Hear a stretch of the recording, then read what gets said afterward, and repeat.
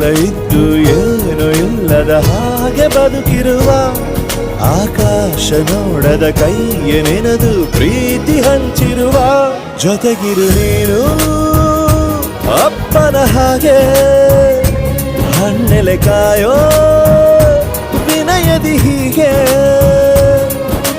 ನಿನ್ನನು ಪಡೆದ ನಾವು ಪುನೀತ ಬಾಳು ನಗು ನಗುತ್ತ ಬೊಂಬೆ ಹೇಳುತ್ತೈತೆ ಮತ್ತೆ ಹೇಳುತ್ತೈತೆ ನೀನೇ ರಾಜಕುಮಾರ.